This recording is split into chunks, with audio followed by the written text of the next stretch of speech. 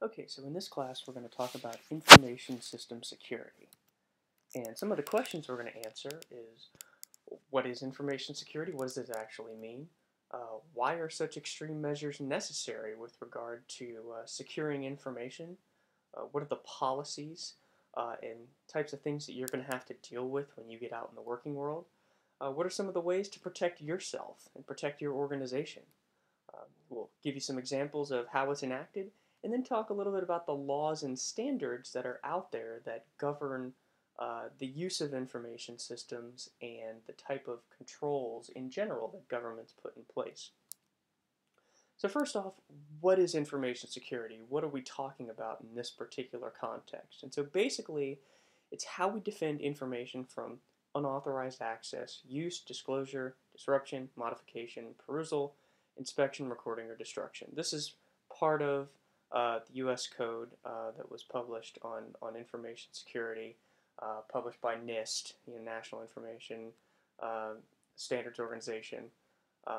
And so this is where the definition comes from. And so this breaks down into two major categories. At least for the purposes of this lecture, I think it works very well breaking it down into two information categories. There's the technology aspects, and that's IT security, and how security is controls are applied to technology. And then there's what's referred to as information assurance, making sure that data is not lost when critical issues arrive. So there's the policy aspects, there's how it gets applied to technology, and then there's the integrity and availability of information, ensuring data is not lost when something goes wrong. And so protecting information is not a technology requirement, it's a business requirement, it's a strategic requirement. I mean, your company or are your data. And so that is it's a big requirement to make sure that your information is being protected, your organization's information is being protected. And so it's also a legal and ethical requirement. If an organization is not taking care of their customers' information, their employees' information, they have some ethical and legal requirements that they have to uphold. So let's move on to the next slide and let's kind of keep breaking down this concept a little more. And so there's a very popular little framework out there called the CIA Triad, and it's not Central Intelligence Agency when we're talking about objectives of information security. It stands for confidentiality, integrity, and availability. So when we talk about confidentiality, we're talking about how we protect our most sensitive information from someone accessing it who shouldn't be, from unauthorized access or disclosure.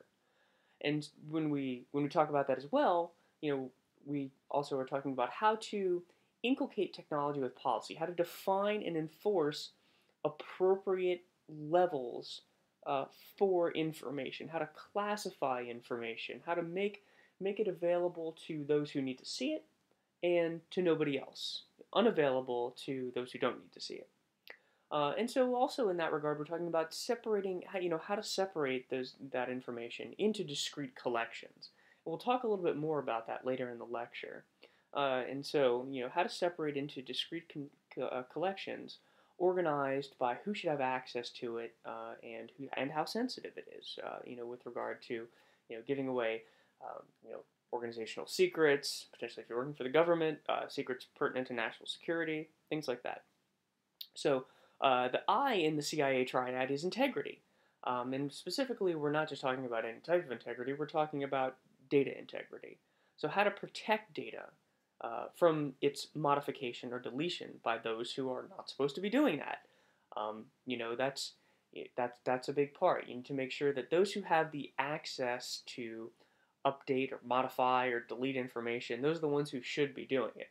And, that's only half the battle. I mean, there's plenty of people who have appropriate access to things who do things that they shouldn't have. I mean, we've seen many cases of this in the news over the last few years when we talk about people who are, coming up before the CIA or the NSA or things like that. And so the third letter of the CIA triad is availability. So it's specifically when we're talking about availability, we're talking about the availability of the systems that house the data that you need to access. And so systems, access channels, and authentication mechanisms, need to be all working properly for the information they provide, and be able to protect that information when needed, and be able to protect the information channels, the way that information is conveyed to you. That needs to be protected as well. And you also have to have the ability to be able to recover from disasters, right? Power outages, upgrades, hardware failures, network outages, denial of service attacks, things like that.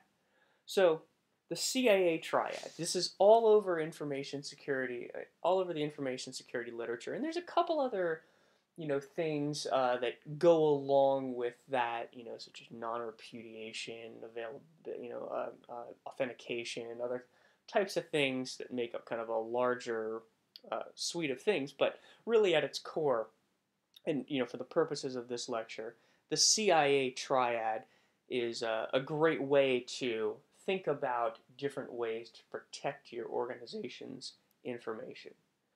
So let's move on to the next slide and talk about information security policies. So most established companies will have an information security policy. If you're working for a very small company, one that's just starting up, that might not be there quite yet. They might have borrowed it from another company who's more established, someone who has that stuff public, but it's a little bit less likely. But who knows?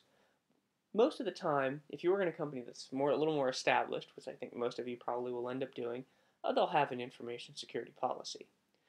And so there's two main components when you talk about policy of information security that I like to think of. One is the institutional component with respect to institutional data. So any data that's owned or licensed by the institution, right? That's what I mean by institutional data. When the institution, when the organization, when the company, the firm, all synonyms, when they own that data. And so, for example, the place enforcing the security policy, such as a company or even the university, right? I mean, you're not employees of the university. Maybe some of you are, but you're students here, and there is an institutional data policy that's in place here. So the other component is information system, where this is where we're talking about the system, the combination of people, process, and technology that store, process, or transmit information, right? Principally, the electronic or physical system that stores, processes, or transmits information. But, when you think about systems versus technology, there's the users of the system. There's systems encompasses the entire system. And we've talked about this in class. So kind of the division between just the technology, right, the physical hardware, the software, things like that, and then the system, right, the people who are using it, things like that. So let's move on to the next slide, still talking about information security policy, and break down a little bit of what we were talking about. So institutional data has a life cycle dependent on the type of data. So for example, a student's email account has a different lifespan than that same student's credit card information used in Bursar transactions. So your student email account, now I think we're using a cloud-based service for some email accounts and not others. I think for faculty, we're now using Office 365, which is Microsoft's cloud-based service. And I think for students, you're still using the internal Outlook email server farm that we have here. I'm not sure about that, but what we're going to talk about here is the difference between those two, between the type of those two different types of information that I just talked about. So, with regard to that, your student email account, the university will, considers it institutional data, or the life cycle for this institutional data is, probably roughly about the length of time you're here. When you graduate, maybe you have an extra year to keep your current email account, whereas then you have to transfer it over to something else.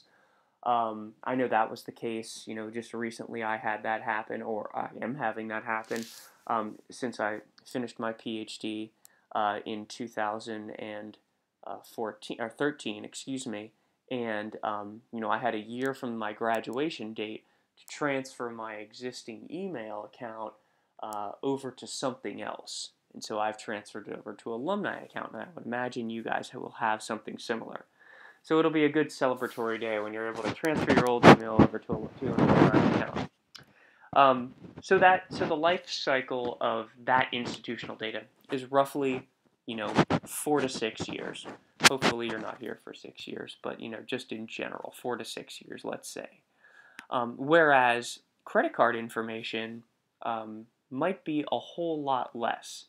The bursar might not want to keep that information or have that on their books at all. So they'll have it in the computer system for a very, very brief period of time, such as when you make your payment and it's processing your payment, and that goes through and the money gets put in their account. So maybe a week's time, per se. So there's very different life cycle times for different types of information. So any information system that stores, processes, or transmits these data should be secured in a manner that's reasonable and appropriate given the sensitivity level, right? That's how you determine your institutional data life cycle based on different types of information. And depending on this sensitivity, it must adhere to appropriate rules and responsibilities regarding that data. So once you've made that determination, that needs to be enacted in policy and then realized in technology. So let's move on to the next slide. And let's talk about the fact that it's not only the institution that has a role in information security, it's those in and around the institution, it's everybody has a role. So if you're an IS professional, you might be the steward or custodian of that data. You might be a database analyst where you might have to go in and view everyone's credit card information from time to time, not because you intend to use it yourself, but because then you intend to fix something associated with that database, add on fields, change relationships, that type of stuff. But that requires that data, that potentially very sensitive data, to be within your purview. So you have to be mindful of that. So if you're an IS professional, that might be something you have to consider. Or if you're not, you be a user, right, who's been given authority to access this sensitive data. So you have to take that into account and realize your role in protecting people's information, your own, others, the organizations, etc. So users also have big responsibilities. They must adhere to information security policies, guidelines, and procedures, and they should realize that if they see something wrong, you should realize that if you see something wrong, it's your job to report it. So report suspected vulnerabilities, breaches, and/or misuse of data to the appropriate people or personnel. If you notice a data breach, report it before it becomes something bigger. So let's move on to the next slide. And the title of the slide is Be Aware of the Data. Be aware of the type of data you're working with. So you want to protect your electronic data appropriately. So there's a number of different steps I've listed here that can help you do this. And this is just the beginning. And including myself, I don't do all these things. I do a good number of these things. So I think they serve as good reminders for us. So the first one is avoid storing restricted data on unlocked mobile computing devices, right? That's a big deal, right? If you have institutional, if you're working in an organization, you have institutional data on your mobile phone, well, pass protect that thing, right? It's basically, that means your mobile phone is encrypted until you enter that pass lock.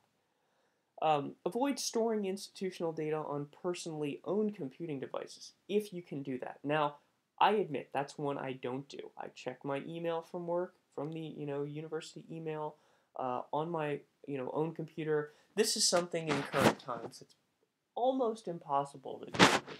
How remote people work remotely and access all types of institutional data remotely. This is becoming less and less feasible, and there are other ways to protect data as it's accessible to people outside the walls of the organization.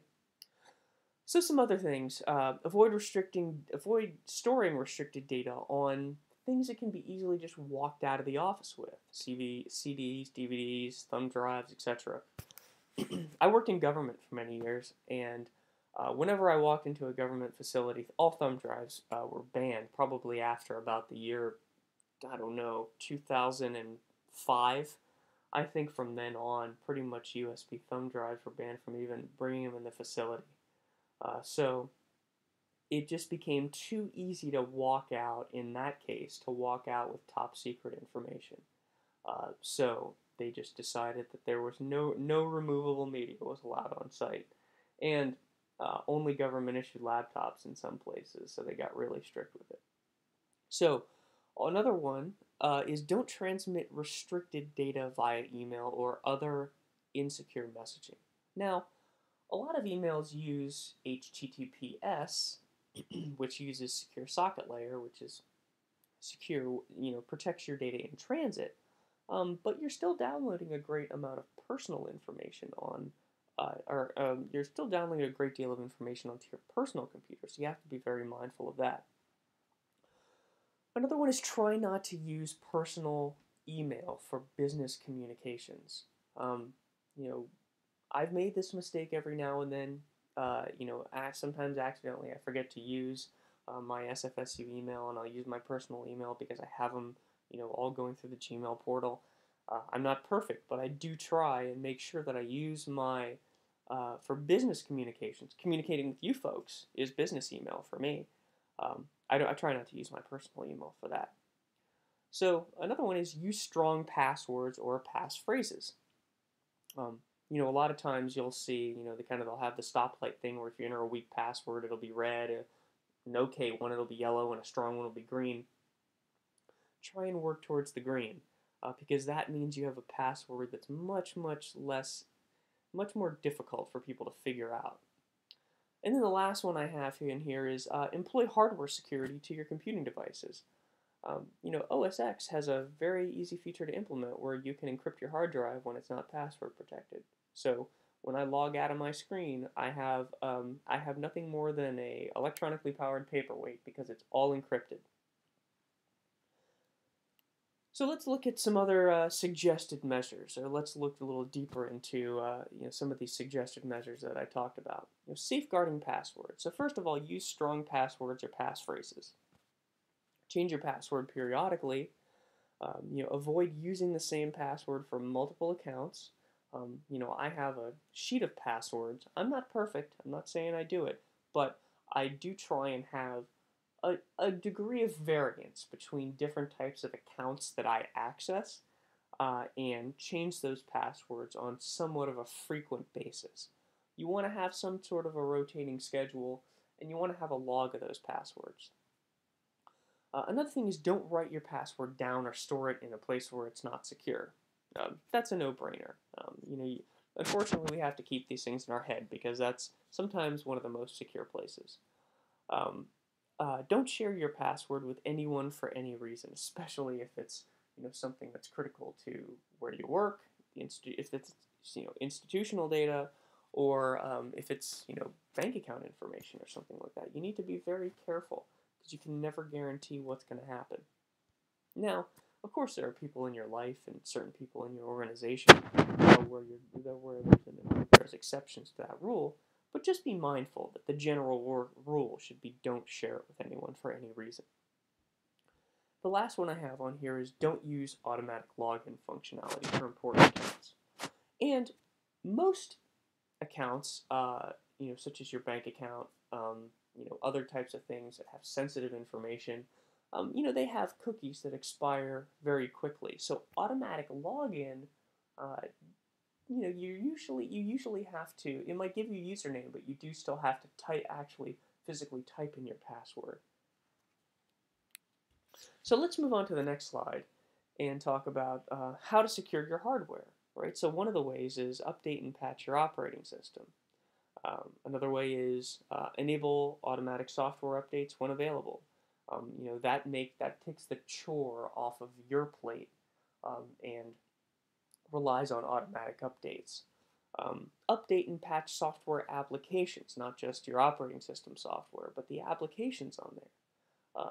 Install and update antivirus software. Configure firewall software to protect data that's coming into your system. Do not automatically connect to public wireless networks, but have it prompt you to approve whether or not you want to connect to that network. Disconnect your computer from the wireless network when it's not in use. Don't just keep it on there infinitely. Use caution when enabling browser pop-ups. That's another one. Use caution when downloading and installing software. Make sure it comes from a certifiable source. That's one of the great things about the App Store on OS X is what's been certified by Apple to be downloaded or not. And sometimes you're going to need something that hasn't gone through their certification process, but in general, you want to use great caution. You want to know who the makers of that software is. And then the last thing is lock your computer when it's unattended. When you leave your computer, log out. Get out of your applications, close them, and log out of your computer. Even if you are working in a big office and you just get up and go to the bathroom. When I used to work in a government facility, we had a thing called a CAC card, which was a common access card. And not only did we have to log into our computer via password, I actually had to insert the card into a card reader, enter the PIN code for that, and then log in with my passcode. So I had 2 different factors of authentication just to be able to access government computers. So if I got up from my desk for any reason and I left my CAC card in, I could actually get it revoked. And I wouldn't be able to access the data I needed to do my job for a period of time. This was kind of their way of punishing you for doing that. So it was effective. It was very, very effective in making sure that no matter what you did, you have to get up and go to the bathroom. Doesn't matter how urgent it is, you need to lock your computer down. So let's move on to the next slide and talk about protecting physical data. When at work, like I said, you want to close and lock your door when leaving your office unattended, in addition to logging out of your computer. You want to lock any physical place, file cabinets, things like that may store sensitive institutional data. You don't want to leave sensitive data in plain view at your desk or on a whiteboard. You don't want to leave sensitive data sitting on a printer, copier, fax machine, or any other peripheral device. Also, make sure you dispose of data when it's no longer needed for business purposes. So, for example, securely delete files that contain sensitive data. And in OS X, for example, you can empty your trash regularly by hitting a command key or hitting the command combination of Command Shift Delete. That'll delete your trash. Or the Finder actually has an option for secure empty trash, so it actually removes the data. It overwrites the data that was in or representative of the files that are in your trash with a bunch of junk. So literally that data is gone. One of the things you have to realize is that when you empty your trash normally on your computer, it's just removing it from your file system. Meaning it's your file system is basically, think of it as just a registry or a Rolodex of addresses that store the address information. It stores location information as to where your files are located. When you empty the trash on your computer, it doesn't mean that file gets immediately deleted. It will get overwritten in time, but the only thing it does immediately is remove the address from the file system so that you have no way of accessing it. But there's a lot of recovery tools that will go in and find those files if they're still there. So if it hasn't been overwritten, then something else, potentially authorized or unauthorized, could come in and retrieve those files. So you have to be very, very careful. Another measure for protecting physical data is use the computer recycling program to dispose of electronic media. We, of course, watched an interesting 60 Minutes video on that.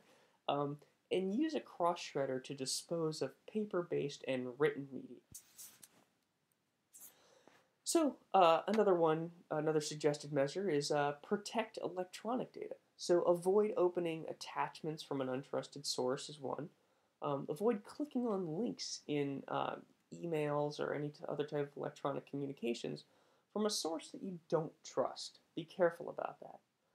Be wary of anything that may seem like a phishing scam, where someone's trying to send you an email trying to extort money from you, something like that. That's phishing. Avoid sending sensitive data through email and other electronic means. Be cautious when using something like a file sharing application. Be very cautious, of course, when browsing the web. Make sure that you're going to sites where the proper security measures are in place if you're making an e-commerce transaction, for example. Be cautious when clicking on shortened URLs. Know where it's going. And also avoid responding to questions or clicking on links in pop-up windows, because those can be precarious at times. So moving on to the next slide on managing risk. So in general, risk management as it relates to information security is about identifying vulnerabilities and threats to information resources used by an organization. So a threat is the possible danger that might exploit a vulnerability to breach security and thus cause possible harm. And a vulnerability is the weakness which allows an attacker to reduce a system's information assurance. So a security department or organization must decide what countermeasures, if any, they need to take in reducing risk to an acceptable level, to mitigating risk, right? That's risk management. What are the actions we need to take to mitigate risk? And you see the term risk management everywhere. You see it has a very different meaning in the financial industry than it does in the information systems world as it does in management. But in this regard, it's about countermeasures to mitigate risk to organizational information. So, of course, this risk is based on the value of the information resource to the organization, the sensitivity, right? That's one, kind of measure of value. And the other thing you need to know about risk management is that it never ends. People who are involved in information security have an ongoing job to mitigate risk. It's an ongoing, iterative process that's repeated for the life of the organization and takes new forms throughout the life of the organization. So, risk mitigation is done many times using risk assessments, formal risk assessments carried out by a trained team of people who have in-depth knowledge about specific areas of the business and information security. So, the confluence of those two streams of knowledge, depth of knowledge about the business, depth of knowledge about information security and technology, those are the people who can really do good risk assessments, who can do quality risk assessments for your organization. So that's risk management. And so let's talk a little bit about security controls. So when we talked about in the previous slides about all the things you should do to protect information, those are what we refer to as controls. So you have to select the proper controls and implement those that will initially help an organization to bring down risk to levels that are acceptable.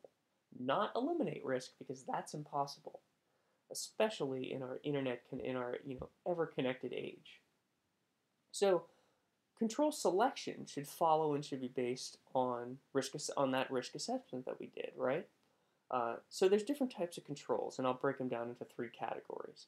There's administrative controls, also called procedural controls, which consist of the approved written policies, procedures, standards, and guidelines, right? These are the things that get enacted in technology, and that's what we call logical controls, or technical controls, we also call them, where you use software and data to monitor and control access to information and computing systems and resources. And then the other type of control, the third kind, is physical controls, which monitor and control the environment of the workplace and computing facilities. Those are controls that make sure, for example, okay, so let's give some examples of these. Physical controls are the controls that monitor the uptime of a data center, for example. You know, power, consistency in a data center, for example. Logical controls are the types of authentication mechanisms put in place that were described in administrative controls in those policies and procedures.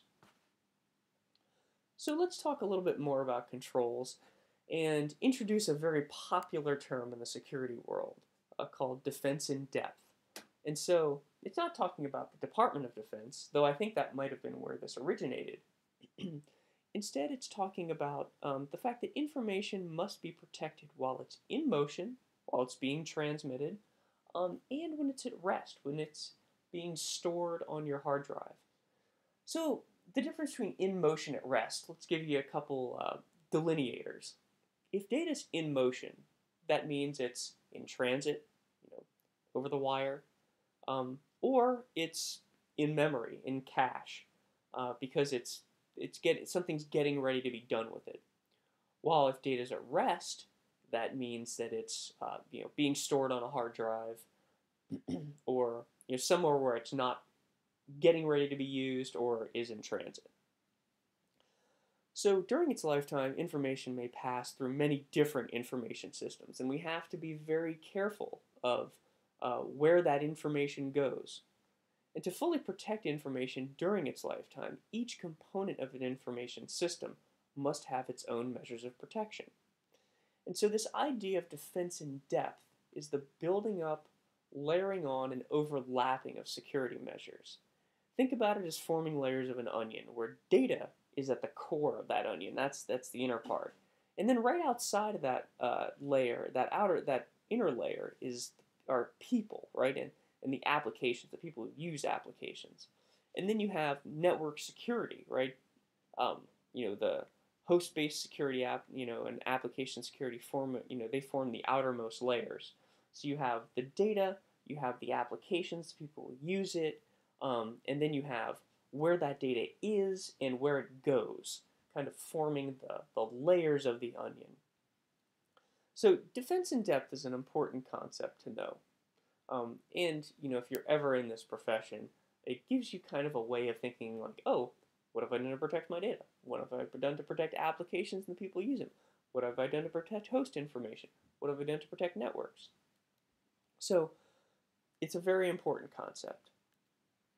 So let's go on to the next slide and talk about how we classify information. So this is, a security control, based on how we, divide up information based on sensitivity. So for example, not all information is equal, and so not all information requires the same degree of protection. Some requires no protection. So an important aspect of information security and risk management is recognizing the value of information and defining appropriate procedures and protection requirements for that information. And so one of the first steps is to identify who owns certain piece of information. Who's accountable? Who are the owners? Ask yourself that question. So some examples, of how we actually chop up the different types of information and, classify them in different ways. So in business, bigger businesses usually, you have information that people classify as public, sensitive, private, confidential, right? And then in government, they have a similar but different paradigm by which they classify information. They have unclassified, sensitive but unclassified, restricted, confidential, secret, top secret, and then non-English equivalents for other forms of government besides the U.S. government. The U.S. government has a number of different security classifications. There's usually unclassified, there's confidential, which is rarely used. It usually goes right into secret, which is they refer to it as Gensler secret, which is kind of the most widely used class of information. And then you get into top secret, which is not used that much, except by the executive branch. The White House, receives information that's actually classified as top secret. But usually what happens, especially in the defense realm, is it goes from secret to TSSCI, which is top secret with access to sensitive compartmented information. So once you move past the general secret, then it becomes very much about the information sources. So in others, you have the traffic light protocol, white, green, amber, and red. That's another way of classifying information that you'll see in business. So let's talk a little bit more about access control. We have access to protected information, and that must be restricted to people who are authorized to access the information. Computer programs, and in many cases the computers that process the information, must also be authorized. So this requires that mechanisms be in place to control the access to protected information. And the more sensitive or valuable the information, the stronger the control mechanisms need to be. So access control mechanisms are built on technologies that do identification and authentication. And so let's talk a little bit about what identification means, right? So in general, it's just an assertion of what something is. And typically in computing, that is an assertion of who you are. So when you walk into a bank, you make a claim and that of who you are. I'm Matt Levy, and that claim may or may not be true. They don't know it yet because they don't know me, right? Unless I go in there every day, then maybe they do know me. But even if they do, they're still going to ask me some additional information to verify my claim, right? So I provide credentials for that assertion, usually in the form of a username, which says I'm Matt Levy, for example. And then going on to the next slide, there's authentication, which is the act of verifying the claim that someone makes on their identity. So in the example in the last slide, the bank, my bank teller would ask me for a photo ID, or I would enter my PIN, and this type of authentication in general, like we've alluded to, is a password of some sort. And so at present, there's a bunch of different types of information used for authentication, but it kind of breaks down into three categories. There's something you know, something you have, and something you are. And so, most often, it's something you know. It's a PIN, a password, your mother's maiden name, something like that. Then it's something you have, right? That's another way. A driver's license, a card with a magnetic stripe, something like that. Credit card, when you're checking in for a flight, for example. And then lastly, and we see this a little bit, but not too much. At this juncture, I'm a little surprised that we haven't seen, the category of something you are as a vehicle for authentication in more places. Where, specifically we're talking about, things like biometrics, palm prints, fingerprints, voice prints, retina scans, things like that. And so all of what we've talked about is kind of, what I refer to as one-factor authentication, where you have one username, one password. But now they have strong authentication, which requires providing more than one type of authentication information, such as two-factor authentication. So for example, you can enable two-factor authentication in your Google accounts, where you have to have a general password, and then you can have a password in addition for each separate application that you have. And you can have a registry of those passwords. And until you have a password for those applications, you might not be able to access them, until you actually get a PIN that's sent to you via text message, or a numeric code sent to you via text message. So another aspect of this is authorization. So after a person or computer, program or computer, has successfully been identified and authenticated, it must be determined what informational resources they're permitted to access and what actions they'll be allowed to perform. So for example, whether or not someone has the ability to do the following with information, whether they can run an executable on a computer, whether they can view specific pieces of information, whether they can create new pieces of information of a particular sensitivity classification, read certain pieces of information, update and or delete them. And so this begins with administrative policies and procedures, right? You need to have these set forth in organizational policy so that they can be enacted in technology, so they can be made clear and then they can be enacted. This is a stepwise procedure. It needs to go in this order.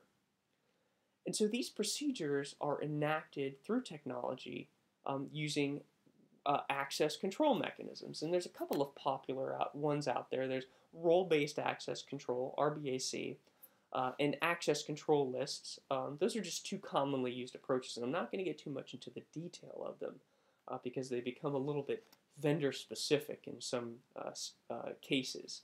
But just know that there are access control mechanisms which kind of mandate that, via a user or an application, the agents, if you will, that use information. So I'm an agent, you're an agent.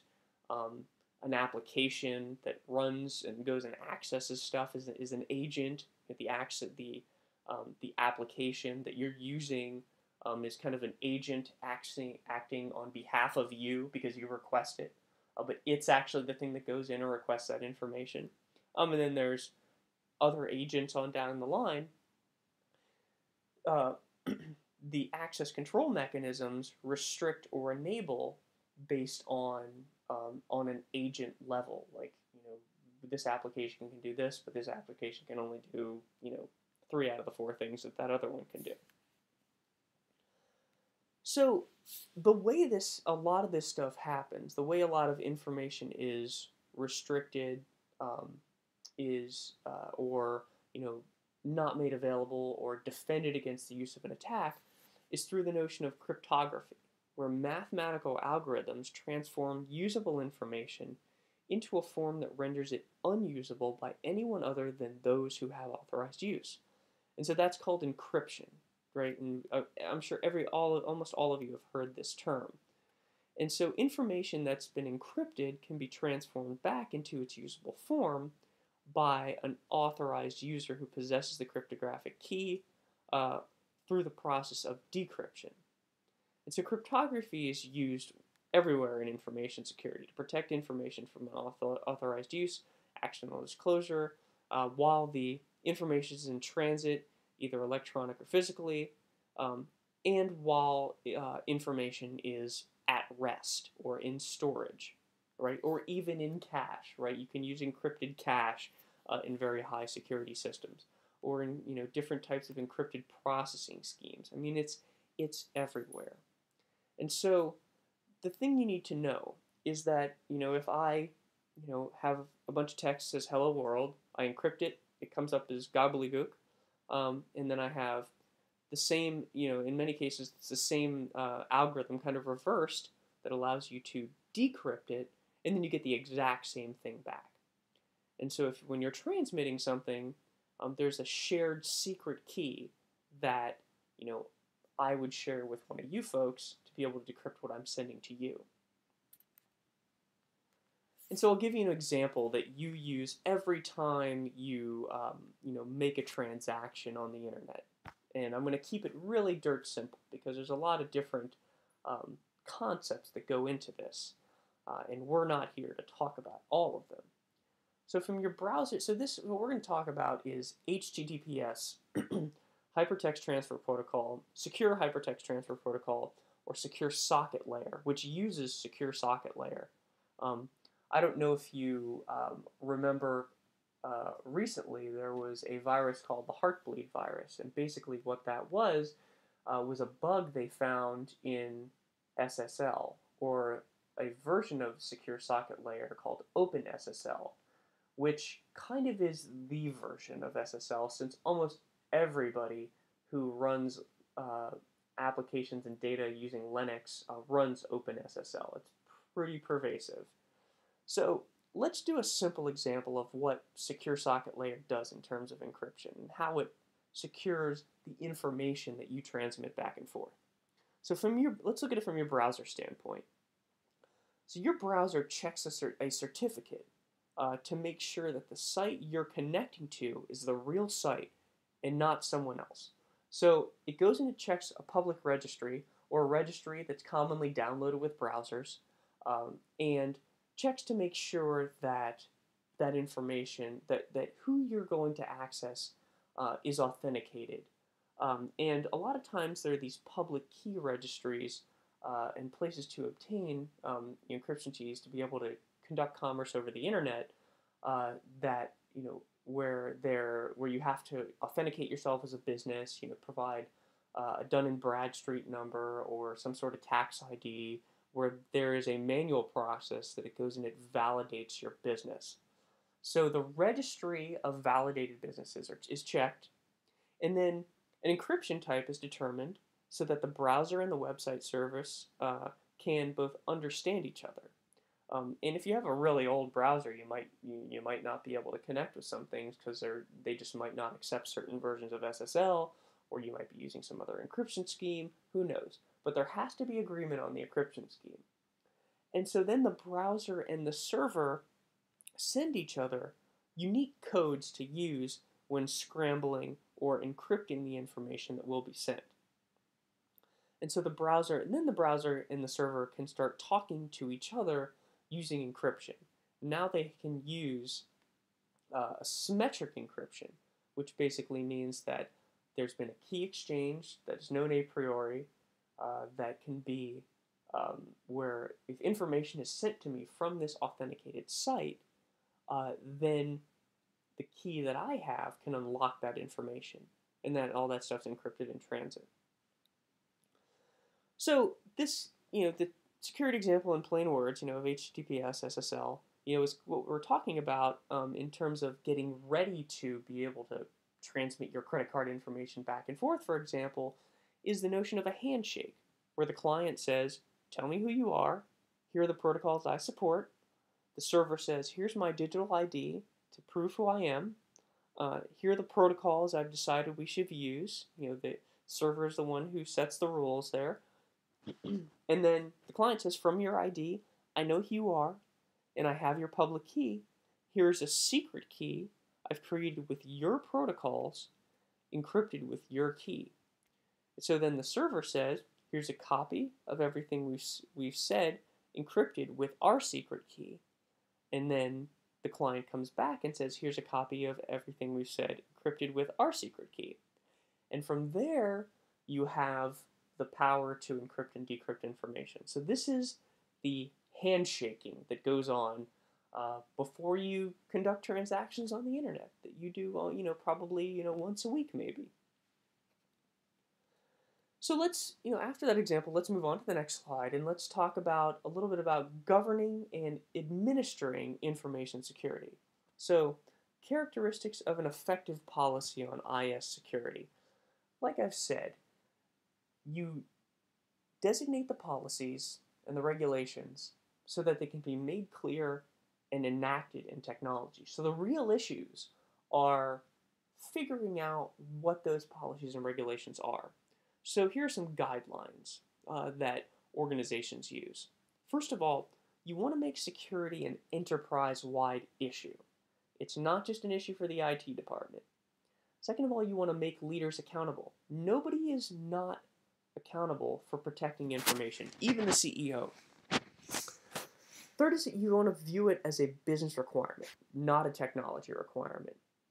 And that you want to make all policies based on risk and ways of mitigating that risk. So define them, define ways of mitigating them. And this is very much based on the type of data you have in your organization, the inflows and outflows of data.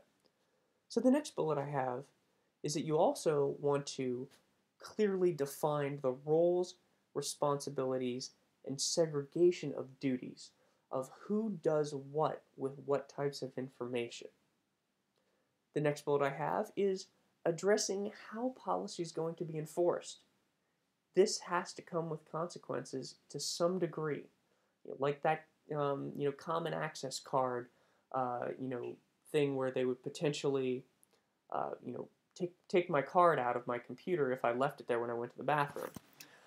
There has to be an enforcement policy. Another one is commit adequate resources to IS security. This is not something that's tangential to your business function. This is something that's strategic. Also, train staff and make them aware. You make them aware of the consequences and the policies and the technologies that they need to use when accessing sensitive data. Uh, make security part of software development cycles, right? If you're in a software development department, agency, company, organization, whatever, make sure that security is a thing that is not ignored and something that's adhered to throughout the development cycle. And then the last one I have is make security policies measurable and measure them often, right? So conduct these security assessments often. Don't wait to do them.